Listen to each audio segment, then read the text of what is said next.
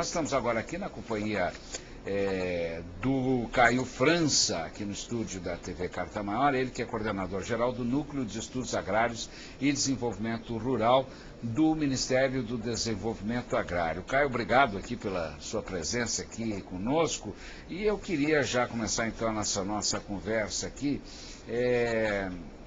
trazendo a seguinte questão.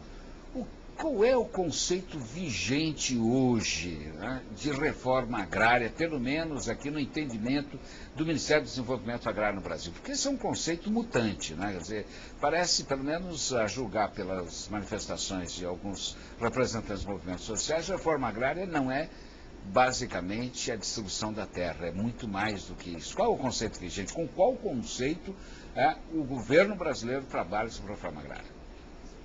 Eu acho que você tocou num ponto que expressa o que deve ser um grande consenso resultante dessa conferência. Uma visão contemporânea e integral sobre o significado da reforma agrária. Hoje ela tem condições de expressar uma estratégia de desenvolvimento rural apoiada em algumas dimensões que nunca tiveram a centralidade que deveriam ter. Então, falar hoje em reforma agrária para o governo brasileiro, para os movimentos sociais e para uma série de outros países, significa combinar o acesso à terra, a democratização do acesso à terra, que implica no reconhecimento também dos direitos das comunidades tradicionais, aos seus territórios étnicos, com uma série de políticas de apoio à produção que tenham a capacidade de impulsionar um outro padrão de desenvolvimento para o meio rural. Um padrão que valorize as práticas tradicionais, o conhecimento dos agricultores familiares, a ampliação da agroecologia, buscando integrar um novo padrão de produção com as dimensões da segurança alimentar e da sustentabilidade ambiental e da promoção da igualdade de gênero. Acho que a grande novidade é essa possibilidade de produzir uma síntese em que você reconhece a diversidade cultural, em que você reconhece a pluralidade de experiências que compõem essa visão contemporânea sobre a reforma agrária. Esse tema aparece também de uma maneira diferente nos distintos países, regiões, continentes, ou não? Porque... Isso, acho que a realização da conferência está mostrando como o tema da terra é um tema importante, mas ao mesmo tempo como ele se expressa de forma bastante diferenciada.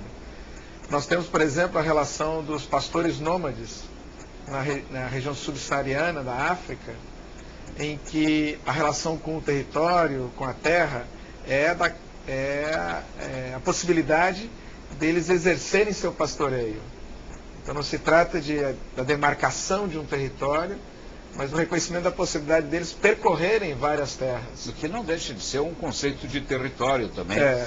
Milton Santos. Um conceito de território que não se expressa numa delimitação geográfica ou física.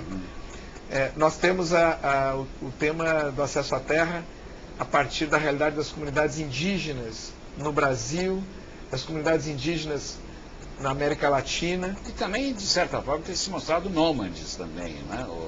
No caso das comunidades indígenas que viveram processos de expulsão e de deslocamentos, a agenda política em relação à reforma agrária, ela é uma recuperação de territórios e o reconhecimento de seus territórios tradicionais. Isso é uma questão presente na Bolívia, uma questão presente no Chile, no Paraguai, no Brasil. Então, não apenas naqueles países onde há uma predominância da população indígena, como é o caso da Bolívia, do Peru. E você tem também o tema da terra, que surge a partir dos processos de descolonização na África, em que as comunidades tradicionais, as populações nativas, passam a exigir, a demandar a recuperação de seus territórios, que estavam ocupados, seja por projetos agroindustriais, mas basicamente por grupos distintos daqueles que ocupavam originalmente as terras. Então, há uma diversidade de situações que mostram que o grande desafio não é ter um conceito fechado de reforma agrária. e de desenvolvimento rural, mas uma abordagem que incorpore essas diferenças na hora de formulação das políticas públicas, na hora da composição de plataformas políticas que impulsionem tanto a atuação da FAO como dos governos. Agora até parece um paradoxo, mas certamente não é um paradoxo real, talvez um falso paradoxo, de que ao mesmo tempo que tem essa tendência ou essa perspectiva, né, de um reconhecimento dessa diversidade, parece estar havendo também uma certa convergência de questões de grandes temas, né, que de alguma maneira se relacionam com a questão social, não só pela reforma agrária, mas pelo desenvolvimento sustentável, a questão ambiental e outras questões. Quer dizer, tem alguma convergência, alguma redefinição dessa grande agenda aí no cenário internacional? Você vê isso?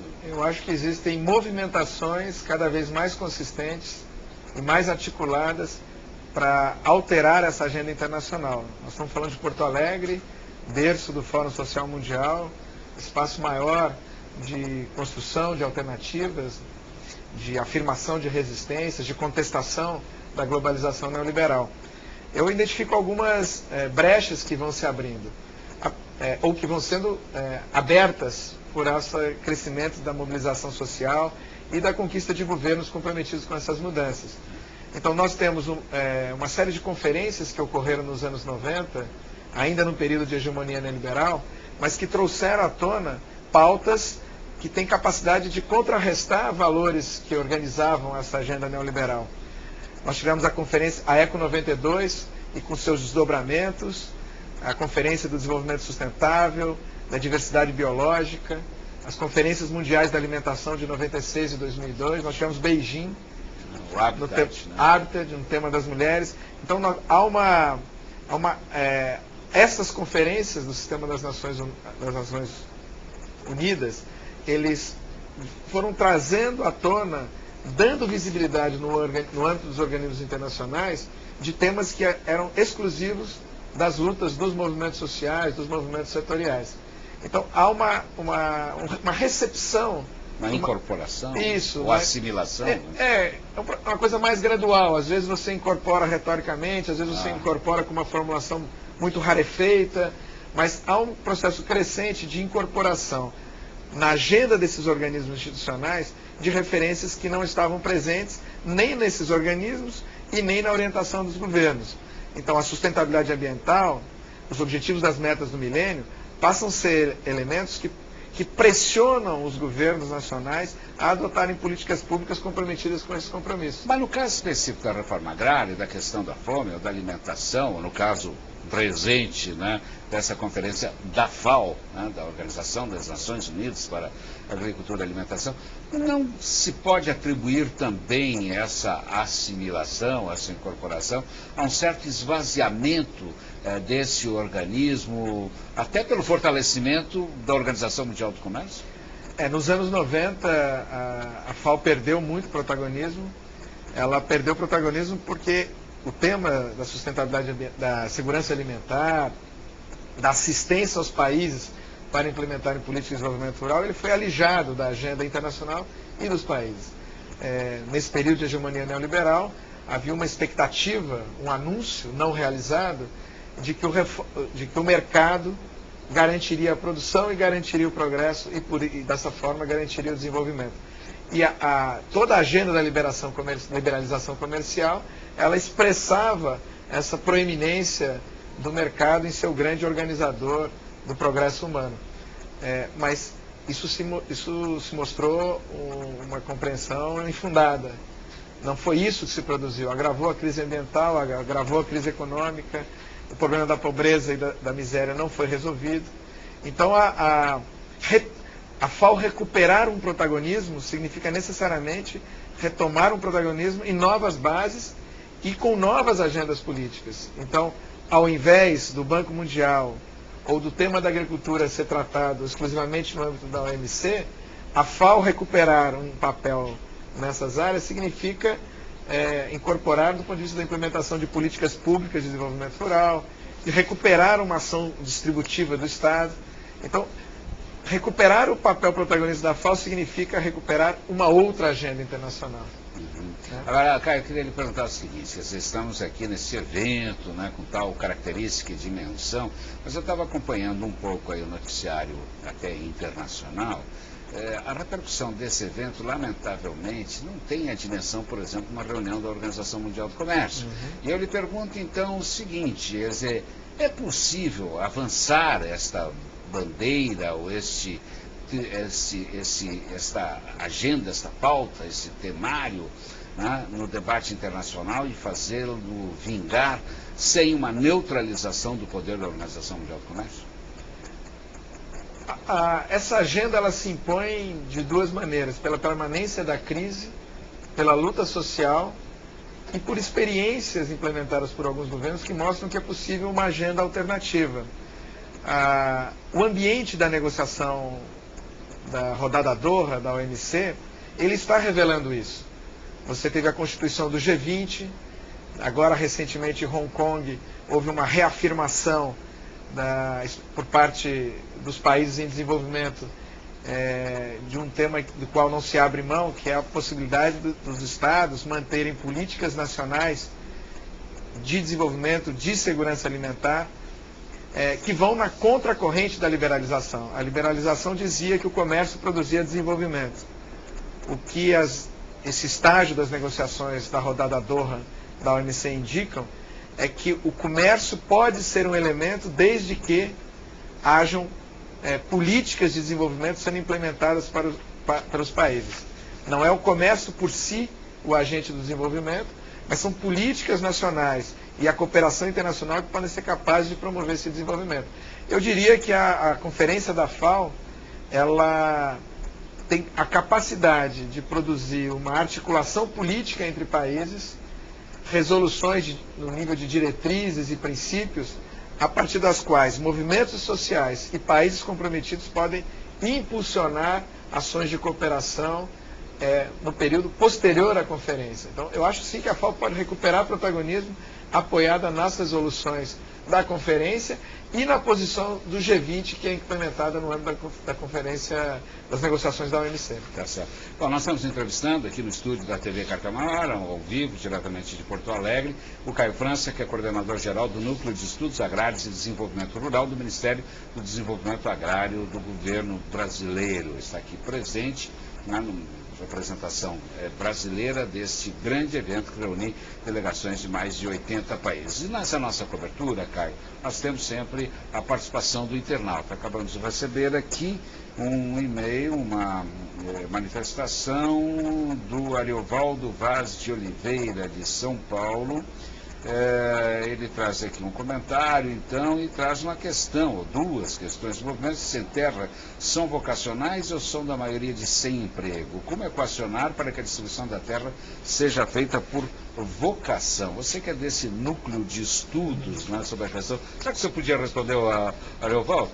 Aliás, Ariovaldo, obrigado por sua participação na nossa cobertura.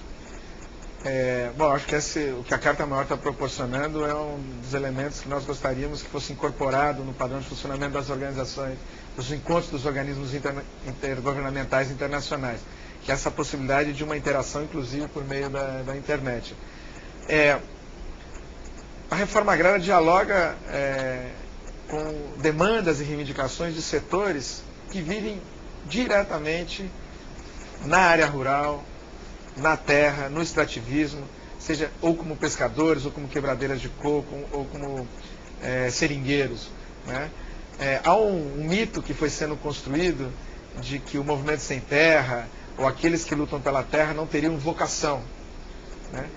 Todas as pesquisas que foram feitas sobre os assentamentos e sobre os acampamentos mostram que de 90% a 95% daquelas pessoas têm uma grande experiência, além de ter uma origem na área rural, elas são da própria região, nos locais onde elas se mobilizam, e elas todas têm uma grande experiência na área rural.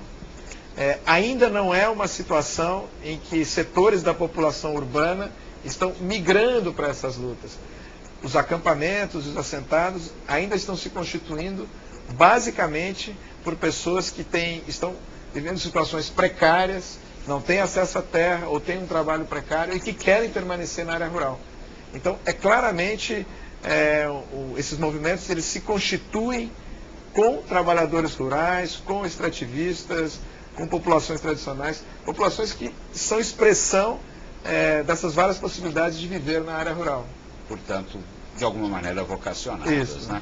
Bom, queremos agradecer então essa entrevista que nos oferece aqui o Caio França, coordenador-geral do Núcleo de Estudos Agrários e Desenvolvimento Rural do Ministério do Desenvolvimento Agrário. Certamente teremos outras oportunidades aqui de retomar esse diálogo, essa entrevista com o Caio, já que o evento vai até a próxima sexta-feira, sempre com acompanhamento ao vivo da agência Carta Maior.